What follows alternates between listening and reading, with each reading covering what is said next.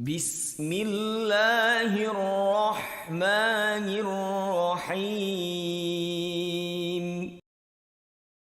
Baik, 4 orang ini teman-teman sekalian adalah yang pertama Uthman bin Talha, kemudian Waraka bin Naufal, yang kedua, nanti saya ulangi lagi kalau ada yang mau tulis, yang ketiga Zaid ibn Amr bin Nufail, kemudian yang terakhir Qis bin Sa'ilah. Yang pertama Uthman bin Talha, yang kedua Waraka bin Naufal, yang ketiga Zaid ibn Amr ibn Nufail, dan yang keempat Qis bin Sa'ilah. Saya akan sebutkan kisah ringkasnya keempat orang ini. Keempat orang ini teman-teman orang yang gelisah sekali di Mekah, karena mereka sudah sepuh ya, sudah berumur, dan mereka memang tidak pernah menyembah berhala.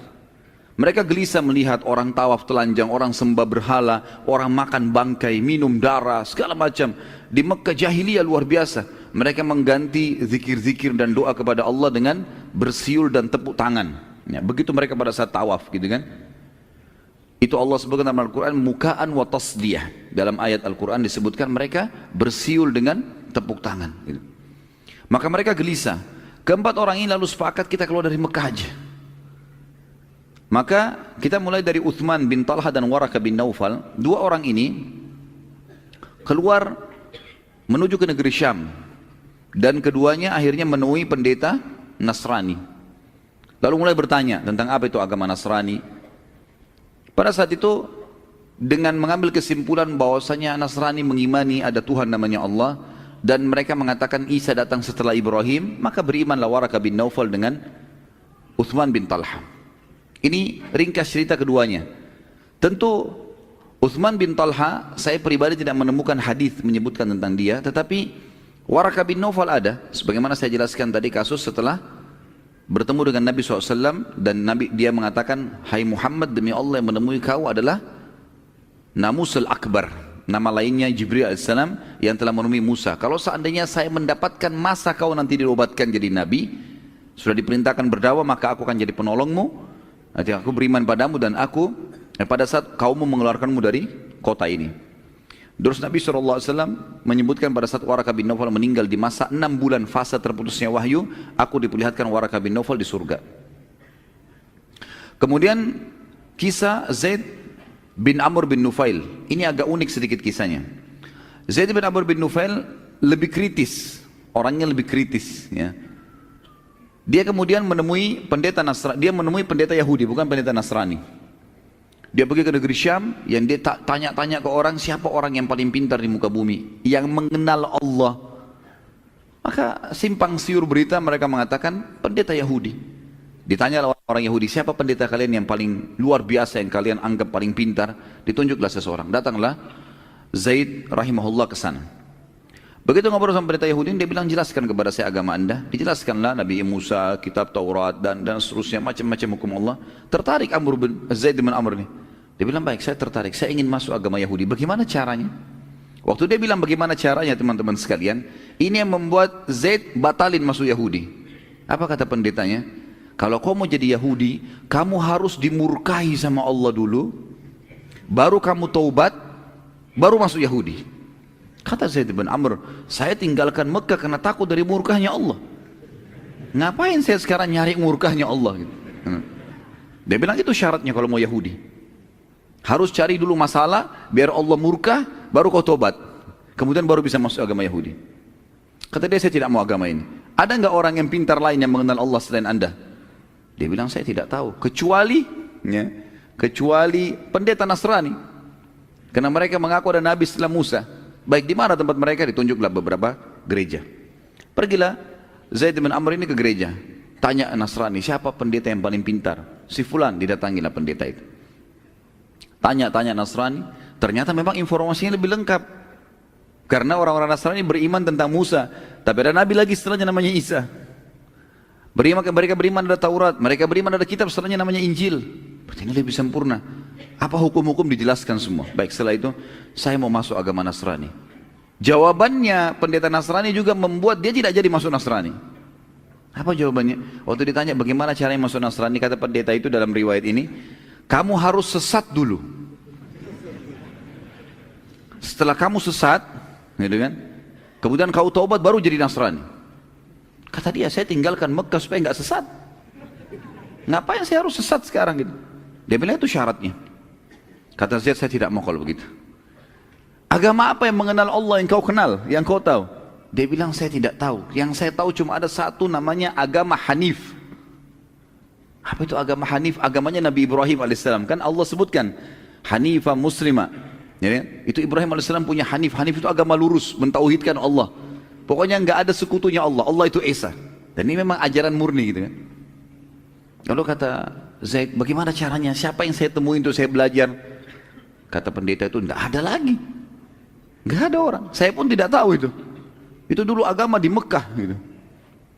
Maka Zaid bin Amr pun kembali ke Mekah teman-teman sekalian. Lalu dia mengatakan di tengah jalan, ya Allah, aku bersaksi dan engkau menjadi saksinya bahwasanya aku menganut agama Ibrahim alaihissalam. Aku beragama Hanif. Aku akan menyembah Allah, tidak menyekutukannya, dengan tidak menyembah berhala, tapi aku tidak tahu bagaimana caranya beribadah ya Allah. Pandulah aku. Jadi dia tidak tahu bagaimana caranya. Maka yang dia lakukan adalah dia coba selalu mencari jalan untuk memurnikan hubungan kepada Allah. Misal, dia kalau lagi begitu masuk, seperti sabda Nabi SAW menceritakan tentang keadaannya Zaid bin Amr ini. Waktu Nabi belum jadi Nabi ya, beliau mengatakan, aku melihat Zaid bin Amr bersandar pada dinding Ka'bah setiap hari.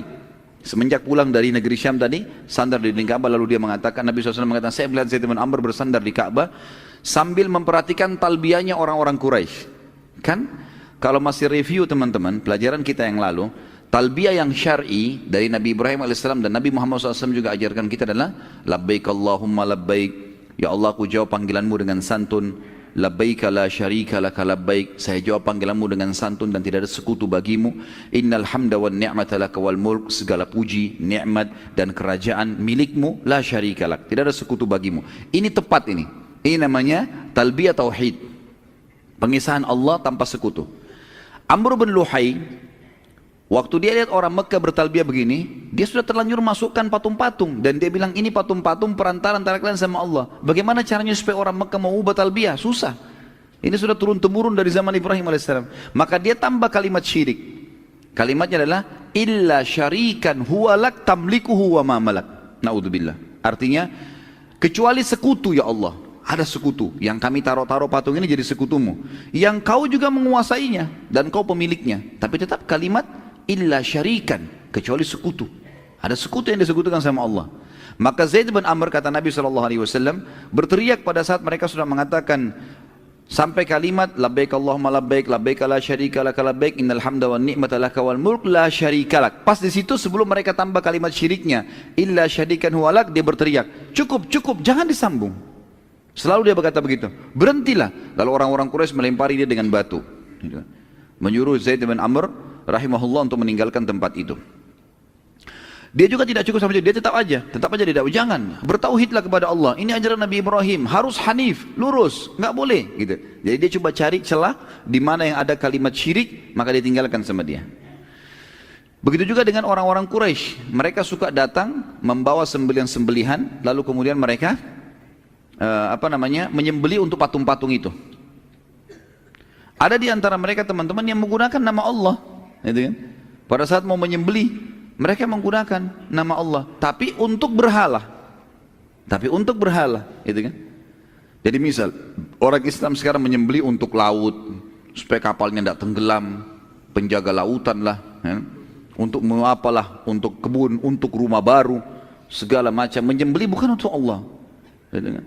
Walaupun menggunakan nama Allah ini bisa syirik, ya? Karena tujuannya untuk itu, bukan untuk Allah SWT murni. Maka Zaid bin Amr berdiri dekat mereka, jangan sembelih untuk patung-patung ini, sembelihlah. Allah yang menciptakan hewan-hewan ternak itu untuk kalian nikmatin. Kenapa kalian menyembelih untuk berhala? Dan mereka habis disembelih, mereka nggak makan daging itu, dagingnya dibuang aja di situ sampai membusuk di dekatnya berhala itu. Jelas-jelas patung nggak bisa makan, ya rusaklah dagingnya, gitu kan? Tapi begitu yang mereka lakukan. Tapi Zaid bin Amr terus mengingatkan. Sampai akhirnya Zaid bin Amr ini meninggal, dia wafat 5 tahun sebelum penobatan Nabi SAW jadi Nabi. Dan Nabi SAW bersabda dalam hadis sahih, aku diperlihatkan Zaid mengenakan pakaian-pakaiannya di surga. Juga dalam hadis yang lain, Zaid akan dibangkitkan satu umat. Jadi dia sendiri hari kiamat sendirian. Seperti satu umat sendiri. Artinya dia dipastikan akan selamat dengan izin Allah. Dan Nabi SAW sempat bersahabat sama Zaid. Karena Nabi SAW juga tidak sembah berhala. Tapi waktu itu belum ada perintah syariat. Belum diobatkan jadi Nabi. Gitu kan. Yang terakhir, yang keempat teman-teman sekalian adalah Qis bin Sa'ilah. Qis bin Sa'ilah juga orang yang bertauhid dan tidak syirik. Dan dia lebih dulu berdakwah daripada Zaid bin Amr, daripada Uthman bin Talha, daripada Waraka bin Naufal. Kalau Uthman bin Talha dan Waraka bin Naufal, mereka tidak mendakwakan agama Nasrani di Mekah. Mereka cuma ambil buat diri mereka sendiri. Gitu kan. Kalau Zaid bin Amr, dia menjalankan agama Ibrahim alaihissalam, dan Qis bin Sa'ilah juga bertauhid, tapi dia tidak menyatakan agama apa yang dia pegangi. Dia cuma berjalan dengan apa yang sudah dianggap bagian daripada syariat Ibrahim alaihissalam di Mekah. Karena dia sering melakukan atau melarang orang-orang menyembah berhala, menyembelih seperti Zaid bin Amr tadi, maka dia diusir dari Mekah. Waktu dia diusir dari Mekah, maka dia pun hidup di padang pasir. Dalam beberapa athar disebutkan kalau Qis bin Sa'ilah ini orangnya sangat dewasa, bijaksana, dan kadang-kadang orang Mekah kalau punya masalah bertanya kepada dia. Saking seringnya dia hidup di padang pasir dan sendirian, maka dia hidup bersama dengan uhush dalam bahasa Arab, dalam buku-buku sirah, atau sama hewan-hewan liar. Sampai dikatakan dalam salah satu kisah, beberapa orang Mekah pernah mau bertanya sama dia, minta pendapatnya, dia sedang minum di genangan air bersama singa-singa, gitu kan. Dan pada saat itu dia sempat memukul beberapa ekor singa sambil mengatakan, berikan temanmu minuman. Jadi saking seringnya sudah hidup sama hewan-hewan ini. Dia tinggal 2 dari Mekah. Itu yang dinukil dari kisah Qis bin Sa'ilah. Dan juga ini sama dengan Uthman bin Talha yang tidak disebutkan atau tidak saya temukan. Saya pribadi ya, bahwasanya Nabi SAW bersabda mereka di surga. Tapi yang 2 tadi jelas-jelas ada hadisnya. Walaupun sebagian ulama mengatakan keempat nama ini karena mereka bertauhid, atau yang 2-nya mengikuti ajaran Isa alaihissalam selama mereka tidak menyekutukan Allah. Dan kita tahu sebelum Nabi Muhammad SAW, setiap Nabi diutus untuk wilayah masing-masing. Misal Mekah, Nabi Ibrahim alaihissalam. Penduduk Mekah, walaupun di sana keluar Isa di Bani Israel, mereka cukup ikuti namanya ajaran Nabi Ibrahim alaihissalam. Mereka nggak perlu ikutin Injil. Tapi kalau ada di antara mereka yang mau pergi ke negeri Syam beriman, itu nggak ada masalah. Mereka ikuti syariatnya, karena nabi-nabi sebelum Nabi Muhammad SAW khusus untuk wilayahnya saja. Jadi kalau orang wilayah itu beriman pada Nabi itu, jalankan syariatnya sudah cukup. Kecuali Nabi Muhammad SAW, begitu beliau datang, seluruh dunia ini harus beriman. Nggak ada lagi wilayah yang terpilah-pilah. Masih ingat saya pernah cerita, Nabi Musa AS sezaman dengan Nabi Khidir. Beda, masing-masing punya syariat. Kemudian ada Nabi Shu'aib, mertuanya Nabi Musa AS, beda. Di Madian dengan Nabi Musa AS di Palestina dan Mesir. Kita tahu Nabi Isa zaman dengan sepupunya sendiri Nabi Yahya, masing-masing punya hukum. Gitu. Nabi Yahya alaihissalam punya hukum sendiri, gitu kan. Maka masing-masing berjalan, dan orang-orang yang hidup di wilayah masing-masing kalau mengikuti syariat nabinya sudah cukup. Tapi mereka harus mengimani keberadaan nabi-nabi yang lain. Cuma penerapan hukum seperti itu. Makanya tadi kalau ada yang bertanya, misal bagaimana Waraka bin Naufal bisa masuk surga sementara dia menganut agama Nasrani? Karena memang dia punya hak pada saat itu. Pada saat itu orang bisa mendatangi wilayah di mana ada Nabi lalu dia beriman padanya, menjalankan syariatnya. Nah, seperti itulah sebelum Nabi SAW. Baik, sekarang kita teman-teman masuk ke masalah fase dakwah. Karena tadi sudah kita terangkan ada surah Al-Muzammil, ada Muddathir, ada Muzammil. Kan jelas ayatnya ya. Hai orang yang berselimut, bangunlah. Nah, disuruh Nabi SAW menyampaikan dakwah. Turunlah beberapa hukum-hukum syariat. Walaupun teman-teman sekalian fase dakwah Nabi SAW 13 tahun di Mekah dikenal dengan fase Makkiyah, dan ada 10 tahun di mana dikenal dengan fase Madinah. Ya, kalau ayat dikatakan ayat Makkiyah dan ayat Madaniyah.